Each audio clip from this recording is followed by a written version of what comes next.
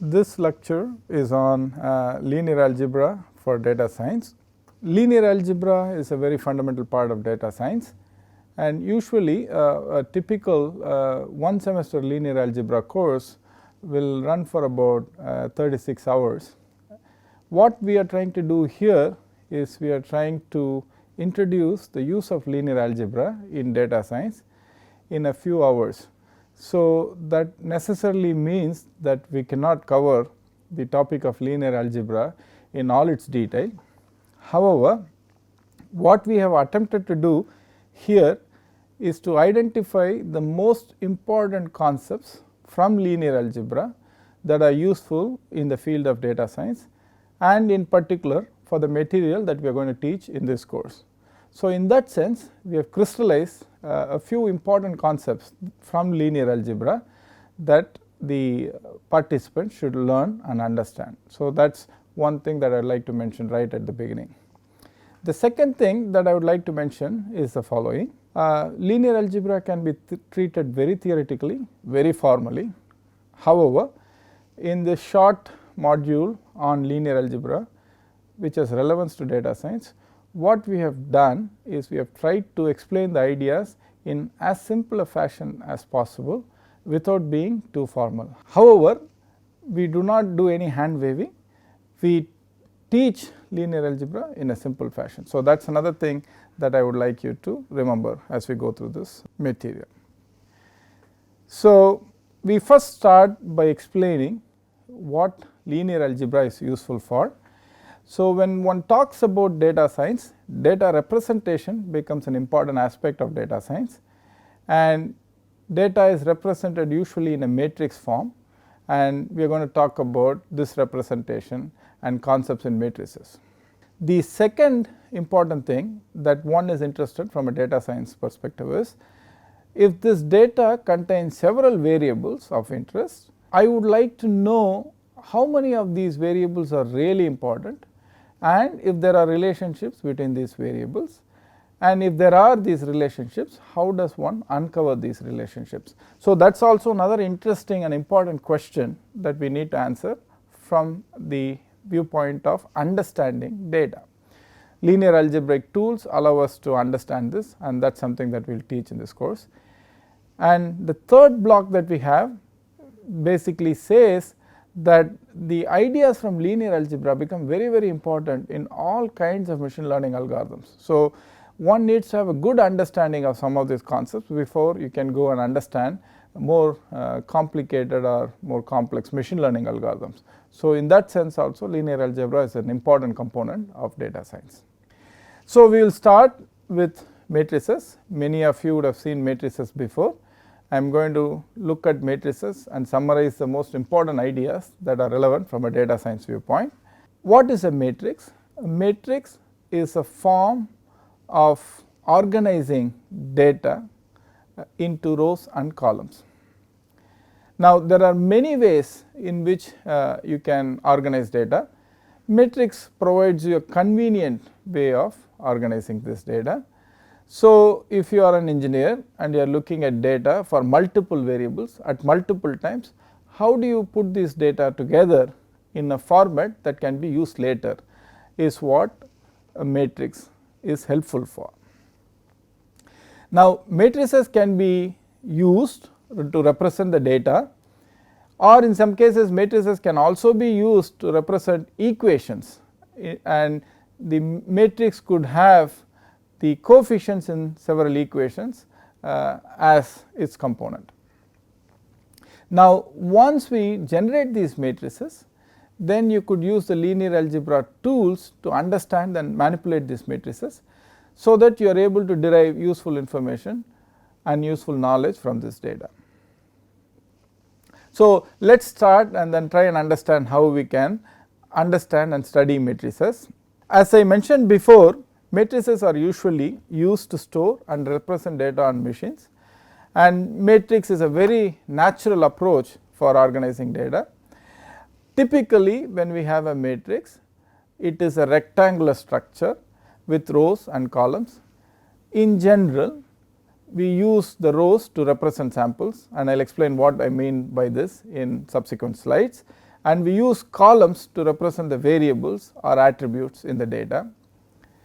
Now, this is just one representation.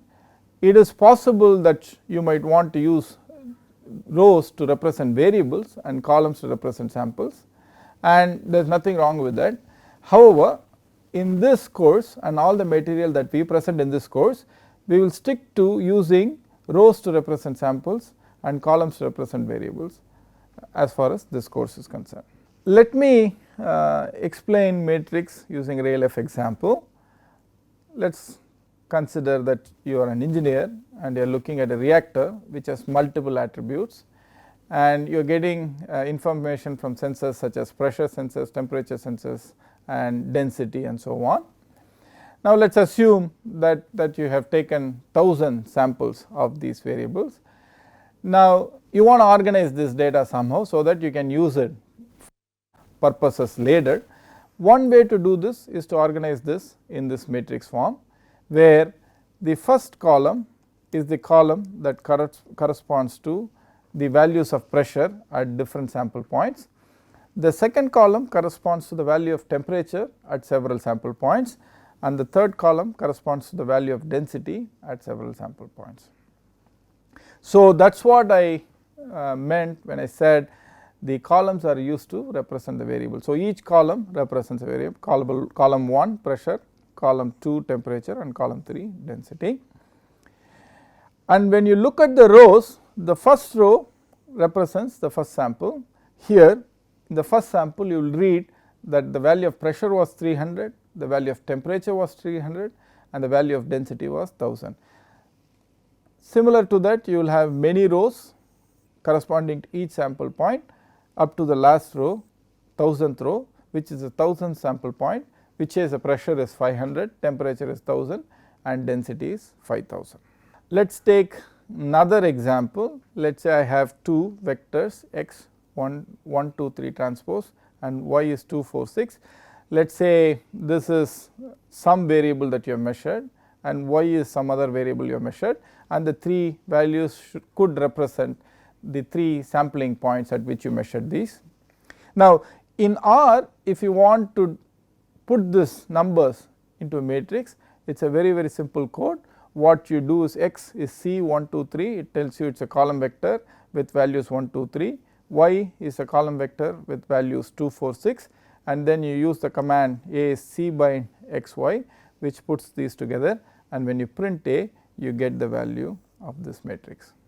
Now, we have been talking about using matrices to represent data from engineering processes, sensors and so on.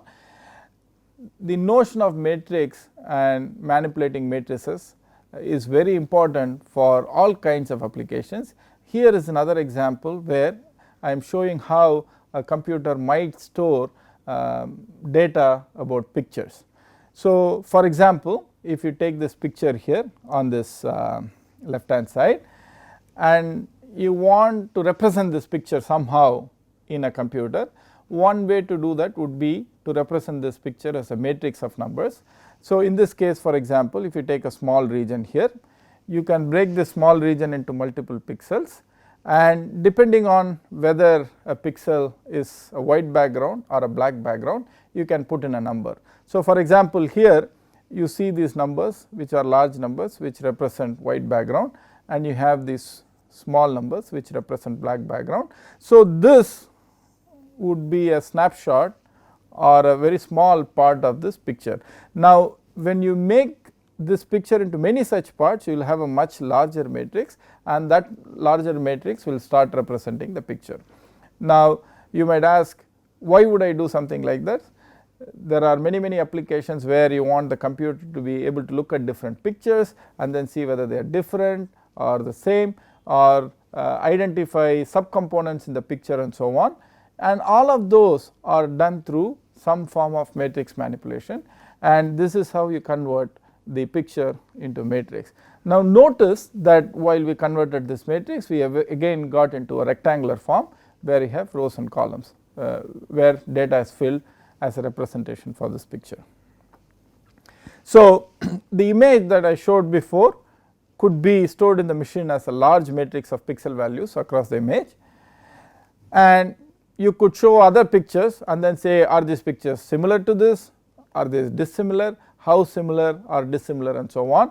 And the ideas from linear algebra and matrix operations are at the heart of these machine learning algorithms. So, in summary, if you have a data matrix, I said the data matrix could be data from sensors in an engineering plant, it could be data which represents a picture, it could be data which is representing the model where you have the coefficients from several equations. So, the matrix basically could have data from various different sources or various different viewpoints, and each data matrix is characterized by rows and columns, and the rows represent samples and the columns represents attributes or variables.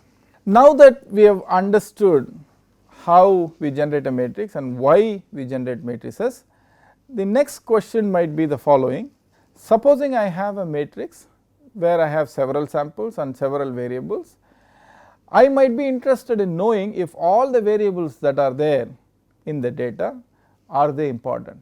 In other words, I would really like to know of all these variables how many are actually independent variables, so that I know how much information is there in this data.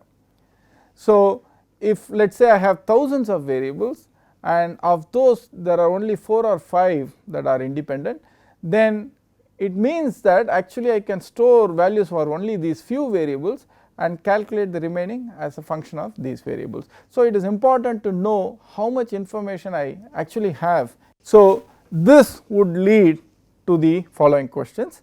The first question might be, are all the attributes or variables in the data matrix really relevant or important? Now, a sub question is to say, are they related to each other? If I can write one variable as a combination of other variables, then basically I can drop that variable and retain the other variables and calculate this variable whenever I want. Okay, so, that is a very important idea that we want to use in machine learning and various other applications.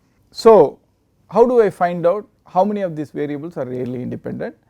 And let us assume that I do find that only a few variables are really independent, then how do I identify the relationship between these variables and the other dependent variables? And once I do that, how do I actually reduce the size of the data matrix and so on, are questions that one might be interested in answering. So, let us consider the example that we talked about, the reactor with multiple attributes.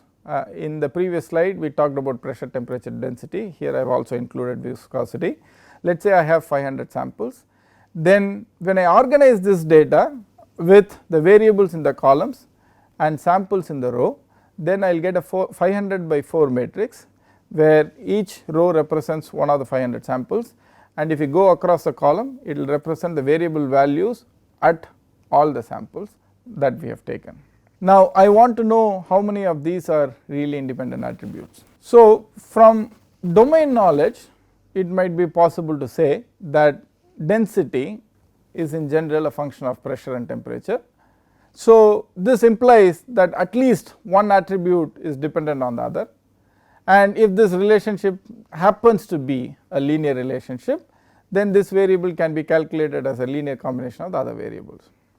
Now, if all of this is true, then the physics of the problem has helped us identify the relationship in this data matrix. The real question that we are interested in asking is if the data itself can help us identify these relationships. Let us first assume that we have many more samples than attributes for now, and once we have the matrix, when we want to identify the number of independent variables, the concept that is useful is the rank of the matrix, and the rank of the matrix is defined as the number of linearly independent rows or columns that exist in the matrix. And once you identify these number of linearly independent rows or columns, then you could basically say that I have only so many independent variables and the remaining are dependent variables, and the rank of the matrix can be easily found using the rank command in our rank of A. So, consider this example here. where I have this A matrix which is 1 2 3 2 4 6 1 0 0. If you notice, this matrix has been deliberately generated such that the second column is twice column 1. So, in other words, the second column is dependent on the first column, or you could say the first column is dependent on the second column. Now, there is one other column which is independent of these two. So, if you think about this matrix, there are 2 independent columns, which basically means there are 2 independent variables. So, if we were to use R to identify this, simply load the correct library and then use the command rank of A, and you will get the rank of the matrix to be 2. So, the notion of rank is important. It allows us to work with a reduced set of variables, and once we identify the independent variables, the dependent variables or attributes can be calculated from the independent variables if the data is being generated from the same data generation process. And if you identify that there are certain variables which are dependent on other variables, and as long as the data generation process is the same, it does not matter how many samples that you generate, you can always find the dependent variables as a function of the independent variables. Now that we have talked about identifying how many independent variables are there, assume that the number of independent variables are less than the number of variables, then that basically automatically means that there are really linear relationships between these variables. Now, we ask the next question as to how do we identify these linear relationships among variables or attributes. So, this question of how does one identify the linear relationships among the attributes is answered by the concepts of null space and nullity, which is what we are going to describe now. When we have a matrix A, and if we are able to find vectors beta such that A beta equal to 0 and beta not equal to 0, then we would call this vector beta as being the null space of the matrix. So, let us do some simple numbers here. For example, if A is a 3 by 3 matrix, because beta multiplies A, beta has to be 3 by 1, and the resultant will be some 3 by 1 vector, and if all the elements of this 3 by 1 vector are 0, then we would call this beta as being in the null space of the matrix. Now, interestingly, the size of the null space of the matrix provides us with the number of relationships that are among the variables. If you have a matrix which is of dimension 5, and let us say the size of null space is 2, then this basically means that there are 2 relationships among these 5 variables, which also automatically means that of these 5 variables only 3 are linearly independent, because the 2 relationships would let you calculate the dependent variables as a function of these independent variables. Now, let us look at this in little more detail to understand how we can use this null space vectors. Let us assume that I have a matrix such as this. Now, if there is a beta, which is what we have written here, such that A times beta equal to 0, as I mentioned in the previous slide, if I have this matrix of this dimension, and if I multiply beta with this matrix, then on the right hand side there are going to be several elements, and for beta to be the null space of this matrix, every one of the elements has to be equal to 0. Now, let us look at what each of these elements are equal to. So, if you take the first element on the right hand side, that would be a product of the first row of this data matrix and this beta vector, which would basically be x11 beta 1 plus x12 beta 2 all the way up to x1n beta n equals 0. Now, similarly, if you get to the second row and multiply the second row by this vector, you will get another equation. So, if you keep going down, for every sample, if you write this product, you are going to get an equation. The last sample, for example, will be x m1 beta 1 plus x m2 beta 2 plus x mn beta n equals 0. Now, there is something interesting that you should notice here. This equation seems to be satisfied for all samples. So, what this basically means is, irrespective of the sample, the variables seem to hold this equation, and since this equation is held for every sample, we would assume that this is a true relationship between all of these variables or attribute. So, in other words, this beta 1 to beta m gives you in some sense a model equation or a relationship among these variables. So, one might say that this equation can generally be written as x1 beta 1 plus x2 beta 2 all the way up to xn beta n is 0, where you can take any sample and substitute the values of the variables in that sample at x1 x2 up to xn, and this is to be satisfied. So, this is a true relationship. So, this is what we have said again here. Notice that if a beta equal to 0, every row of a when multiplied by beta goes to 0. So, this implies that the variable values in each sample behave the same. So, we have truly identified a linear relationship between these variables. Now, every null space vector corresponds to one such relationship, and if you have more vectors in the null space, then you have more relationships that you can uncover. So, we will demonstrate this example, this with a further example. So, this rank-nullity theorem basically says the nullity of matrix A plus the rank of matrix A is going to be equal to the total number of attributes of A or the number of columns of the matrix. So, the nullity of A tells you how many equations are there. There are so many vectors in the null space. The rank of A tells you how many independent variables are there, and when you add these two, you should get the total number of variables that is there in your problem. So, to summarize, when you have data, the available data can be expressed in a form of a data matrix, and as we saw in this lecture, this data matrix can be further used to do different types of operations.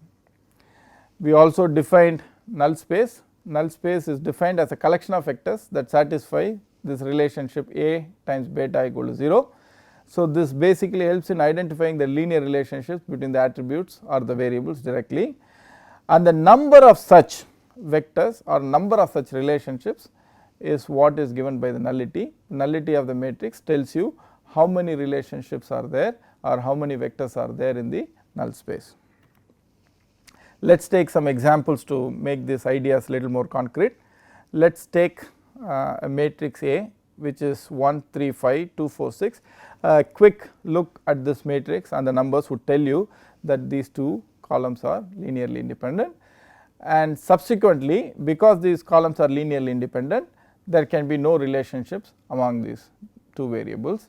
So, you can see that the number of columns 2, since they are independent, the rank is 2. Since the rank is 2, nullity is 0, right, because both the variables are independent, you cannot find a relationship. If you were able to find a relationship, then the rank should not have been 2. So, this basically implies that null space of the matrix A does not contain any vectors, and as we mentioned before, these variables are linearly independent. Now, if you want to do the same thing in R, what you do is you define the matrix A, which basically is done using this command. This n columns equal to 2 tells you how many columns this number should be put in. So, since there are 2 columns, these numbers will be partitioned into 1 3 5 2 4 6, and as we saw before, you can actually get the rank of A, and you can print the number of columns, you can print the rank, and you can print nullity, which is the difference between columns and the rank, number of columns and the rank. Now, let us take the other example that we talked about, where I mentioned that we have deliberately made the second column twice the first column. So, in this case, as we saw before, the rank of the matrix will be 2, because there are only 2 linearly independent columns, and since the number of variables is equal to 3, nullity will be 3 minus 2 equal to 1. So, when we look at the null space vector, you will have one vector which will identify the relationship between these 3 variables. So, to understand how to calculate the null space, let us look at this example. So, we set up this equation a beta equal to 0 and we know we will get only one beta here, and beta we have written as b1, b2, b3, and when we do the first row versus column multiplication I will get b1 plus 2 b2 equals 0. When I do the second row and column multiplication I will get 2 b1 plus 4 b2 equal to 0, and when you do the third multiplication you will get b3 equals 0. Now, the second equation, which is 2 b1 plus 4 b2 equal to 0, is simply twice the first equation. So, that does not give me any extra information. So, I have dropped that equation. Now, when you want to solve this, notice that b3 is fixed to be 0. However, from this equation what you can get is b1 is minus 2 b2. So, what we have done is, instead of b1 we have put minus 2 b2, retained b2 and 0. This basically tells us that you can get a null space vector which is minus 2 1 0. However, whatever scalar multiple you use, it will still remain a null space vector. So, this is easily seen from the following: if a times beta equal to 0, where beta is a vector, A is a matrix, let us assume I take some other vector from beta, which is some c beta, where c is a constant. Then if I plug it back in, I will get a times c beta equal to 0, which, because this is a scalar, I can take it out, c a beta equal to 0. Since this is 0, c times 0 will be 0. So, this will be also 0 vector. So, whenever beta is a null space vector, then any scalar multiple of that will also be a null space vector. That is what is seen by this k here. Nonetheless, we have a relationship between these variables, which is basically saying minus 2 x1 plus x2 equal to 0 is a relationship that we can get out of this null space vector. So, to summarize this lecture, as we saw, a matrix can be used to represent data in rows and columns representing samples and variables respectively. Matrices can also be used to store coefficients in several equations, and which can be processed later for further use. The notion of rank gives you the notion of number of independent variables or samples. The notion of nullity identifies the number of linear relationships, if any, between these variables, and the null space vectors actually give us the linear relationships between these variables. I hope this lecture was understandable, and we will see you again in the next lecture. Thank you.